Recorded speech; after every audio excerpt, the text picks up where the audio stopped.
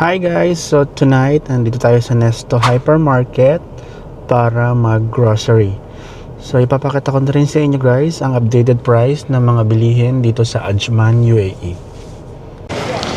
So guys, nandito na tayo sa loob ng supermarket. So meron ditong malunggay leaves for 3 dirhams per balot. So times 16 nyo na lang sa pesos kung magkano siya. Meron ding labanos, which is 3 dirhams din per kilo. Okay, ang kamatis nila guys, nagmura na from 6 dirhams. Now, it's 5 dirhams per kilo.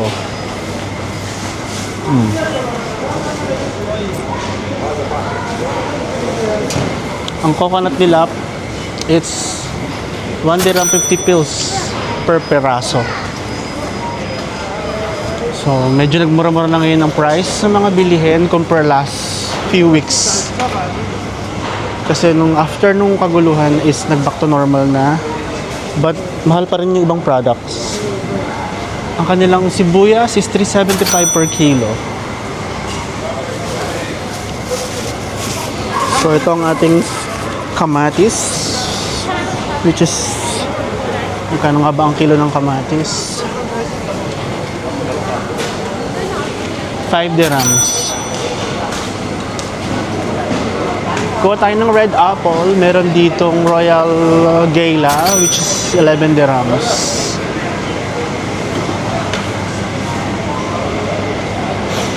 So, meron ditong banana chiquita, 8 dirhams per kilo. Sorry.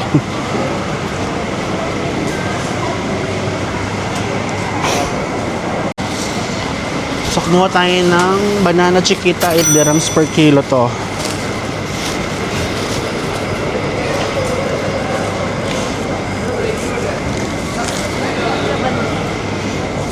Sarap na kinuwin. Sarap to.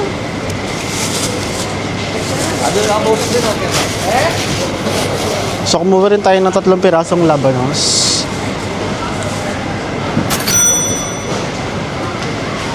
Else,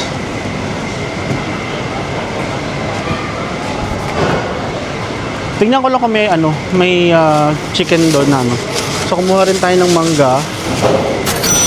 Ito ay 11 dirham from Yemen. Tingin tayo ng chicken guys.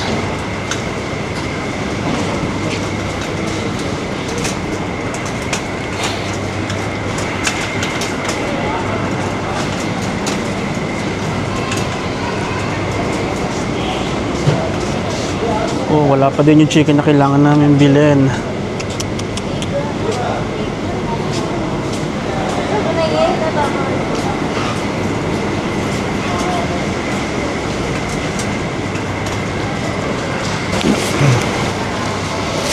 So, kumuha din kami ng lemon. Ang kilo niya is 12 dirham 50 pils per kilo. So, hindi ko alam kung ilang kilo to. Probably mga 2 kilos to. So, to make the conversion easy, it's 1 dirham is 16 pesos.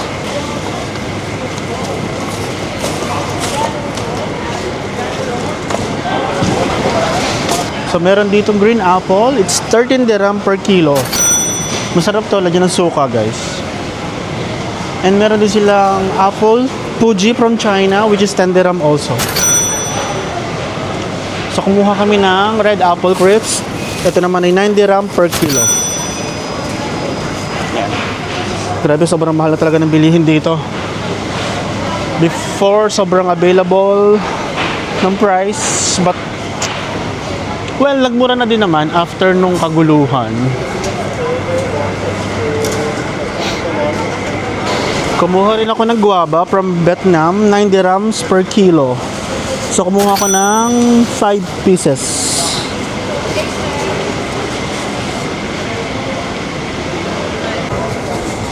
So guys, kumuha rin tayo ng eggplant, 13 dirhams per kilo. Kumuha rin ako ng ampalaya. It's 15 dirhams per kilo. Itong green chili na to na long, 7 dirham per kilo. So kumuha tayo ng isang packet ng bottom mushroom, 7 dirhams. Grabe, dati ang mura lang nito.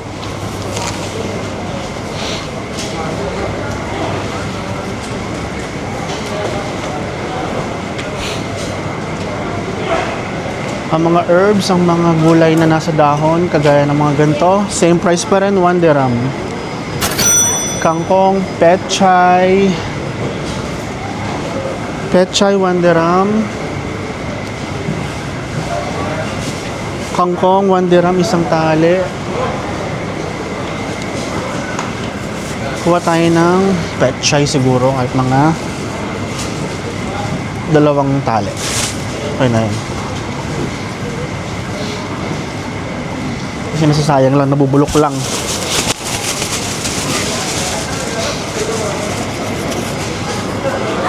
So 2 dirhams yan, 2 tali. Yung kangkong nila medyo luma na. But sige, kuha pa rin tayo, 2 tali. So 2 dirhams din.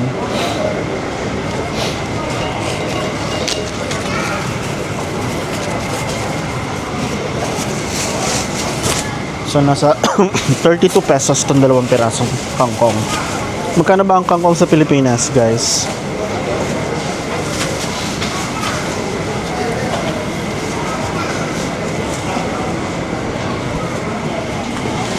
So kumuha rin tayo ng saluyot. 1, 2, 3 6 bundle. And 3 dirham siya per bundle. Masarap tulad yan ng bagoong.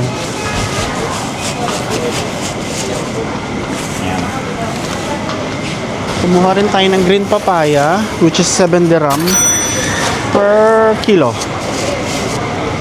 Yan. So guys, to continue, kumuha kami ng carrots. So it's 6 dirhams per kilo. Yan. Kumuha rin tayo ng kiwi, which is Asin, mayroon pa tayo? 12 dirhams per kilo. Wala na ho atang asin. Ha? Wala na ho ata asin.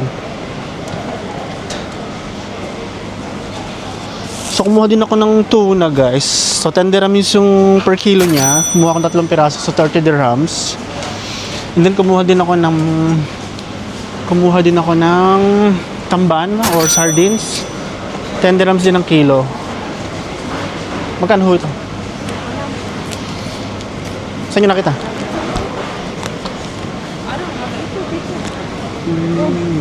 Ayun. 15 dirhams. So, itong 3 bote ng iodized salt, 15 dirhams. So, 5 dirham ang isa. Kumuha din ako ng beef for 2 kilos. 60 dirhams yun total. Biscoff 14 dirhams. Pero sa ibang supermarket, guys, nasa 20 dirhams to or 19 dirhams. So, since dito sa Nesto, 14 lang, kuha tayong 2.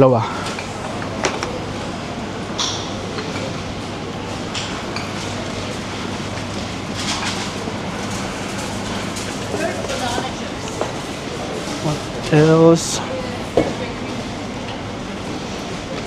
grabe to guys, itong pang bulalo na to, 2 pirasong pang bulalo, 47 dirhams. Tapos ito yung tamban, which is 10 dirham nga per kilo. Tapos ito yung tuna, 3 piraso to, so 30 dirhams din. 10 dirhams ang isa.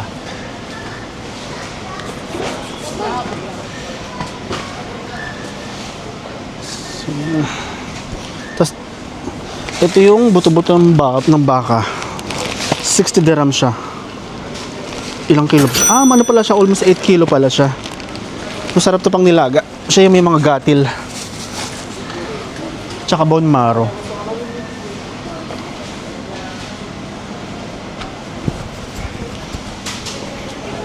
Magkano to? So meron ding honey dito, 750 grams for 23 dirhams. Itong coffee na to, guys, na Davidoff na brand, it's 24 dirhams isang bote. 100% Arabica. Sabi.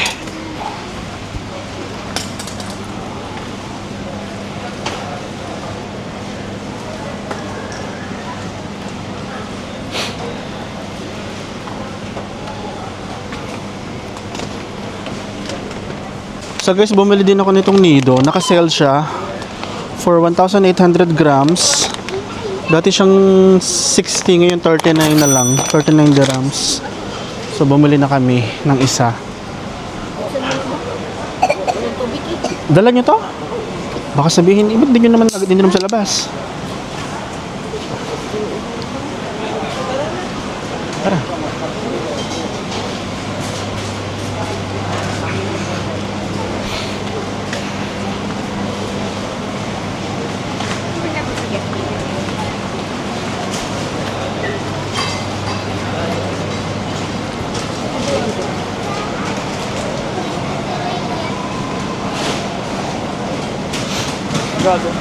Tara na.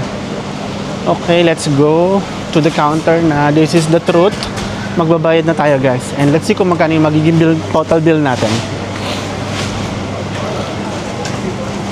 Guys, nandito na kami sa bahay. And so nakabalik na kami from Nesto Supermarket. And na-arrange na rin namin yung mga pinagmili namin sa mga designated cabinets nila. So hindi ko na siya na-vlog kasi medyo na-busy na and marami rin kasing ginawa. Hindi rin ako nakapag-vlog kanina doon sa may counter kasi nga maraming tao guys, maraming mga Arabic, mga lokal. Sila kasi mga bawal silang mabidyohan. Bawal din naman talaga mag-video sa supermarket. Ayun guys, sobrang mahal talaga ng mga bilihin ngayon. Ang total bill namin guys is 595. So in pesos, it's around 10,000 pesos. Considering na unti lang nun. Before yung 500 na yun, punong-puno na yung trolley cart. But ngayon, half pa lang yun, almost 600 dirhams na. Or 10,000 pesos. Diba? Grabe, ang laki nung naging impact ng gera na nangyari between Iran and US and Israel. So lahat talaga affected, even dito sa UAE. Grabe yung naging effect. Even sa gasolina, sa sasakyan, nag-double din yung price. So, grabe, kailangan talaga maging matalino sa paggastos. At kailangan mo talaga mag-budget ng sobra higpit na budget. So, yun. End ko na yung vlog for today and I hope to see you on the next one. Bye-bye!